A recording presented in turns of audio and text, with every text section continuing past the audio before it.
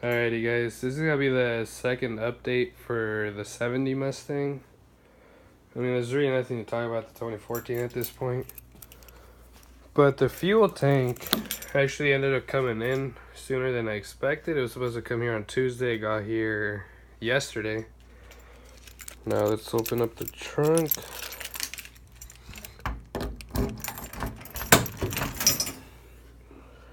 So obviously, let's see if that focuses in. There's no more fuel tank in here. Now, because this is a California car and I'm learning as I go with this car, this has a, let's see if it focuses in on that, emissions control. This wouldn't come off. We actually kind of broke it off, but I think it's just it's not even wires, it's more like vacuum lines. Got disconnected, there's a fuel line there. Now, I do know at one point this has been replaced because I already had these like clamps on it. And originally it has this single use clamp that comes from factory. And also, I'm gonna have to get a different coupler because you guys can't see it, but on the new fuel tank, both sides are this size. I want to say it's like a 2-inch, and obviously that's way bigger than 2 inches. I did take this off. I mean, it does look pretty rusty in there, but it's only right there, like at the very, this part, it's not that bad. Plus, it's becoming a nuisance trying to find these parts. But let's take a look at the old fuel tank. Just for you guys to know, the fuel tank was $85. Now let's come out here. I ordered a new floater. As you guys can see, this thing is bad. I mean, it moves around, but it won't read the fuel. That was $35. But take a look at the outside of the fuel tank and take a look inside. There's fuel in there.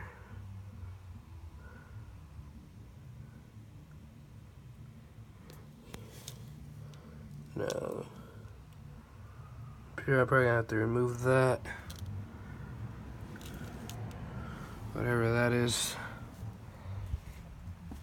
So obviously that was pretty rusted,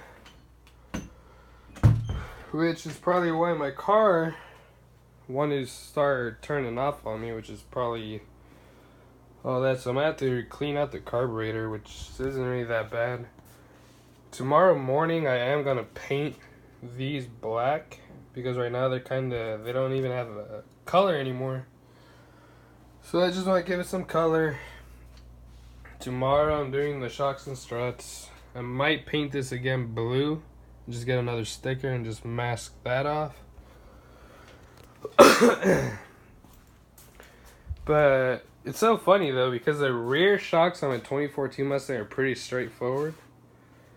And the front ones for this car are kind of a pain. But this one, the front ones are easy because you just take these 3 bolts off, take out these bolts, unbolt it from obviously under the car, take it out, put the new one in.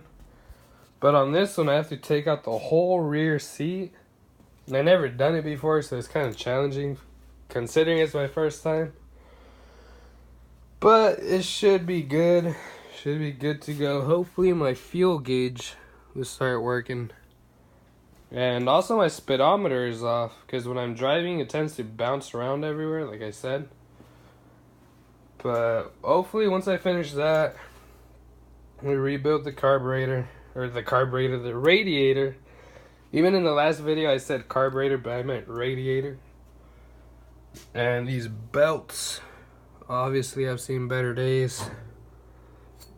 I mean,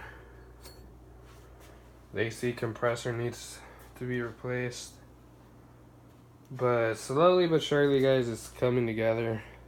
Like I said, I set myself a deadline for 2.5 weeks from now.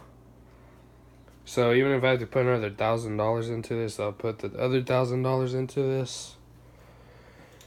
But it's getting pretty pricey. Now, let's hop in the car real quick. This is another small issue. I mean, I don't think it's supposed to open up like that. This shop, I was originally going to take it to a shop to get some of the work done. Because I was my hands are kind of tied right now. But these guys want a lot of money for labor. They want $1,064 for labor. $248 for parts, bringing the total to $1,342. And all they'd be doing is stuff I can easily do here in the garage. The only problem is making time for it, which I guess I'm gonna have to do. Man, I like how this is kind of hard to do with one hand, but work with me. On my 2014 Mustang, there is no room in the glove box. Like, I put the owner's manual in there and nothing else fits. But in this car, it's like way worse. I mean, I had to fold this tiny little pamphlet up. Let me put the paperwork in here. And that's how, like, 10 pages fit in here. Let's shut it. Also, the clock isn't working. I'm wondering if I can just... I mean, the clock doesn't really concern me, to be honest. But some of you guys are actually curious about my keys. Now, this is my 2014 Mustang key. It was pretty basic. I got my Mustang lanyard. And here's the key to my 1970. It says Ford on it. What's interesting though is this, what it says on the back. It says Fine Cars. Just interesting. The round one is for the trunk. Family of Fine Cars again. And these square ones are for the ignition. But like I said, guys, this car is slowly coming together now. It's been really rough at first. Like I said, I spent $2,200. Plus, I spent another $100 today. So it's just slowly. Now, I did return the Pitman arm to AutoZone. In the last video, you guys saw the Pitman arm. I ended up returning it. I got my money back, which was $220. And I returned it because I found the same exact part, but online for $120. And I found other ones of different brands for $80. So I was like, I could save that $100 and I could literally invest in something else in this. Or I could put it towards that. So let's see. It doesn't want to focus anymore. There you are. But yeah, guys, like I said, hopefully within 2.5 weeks, this car, it's already running, but when I say running, I mean running 100%, you know, like everything's completely fixed with it. Yeah, it's pretty dirty. Like I said, it looks worse than it really is.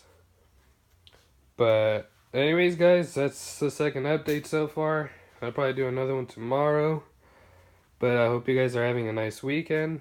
And don't forget to like, subscribe, and peace.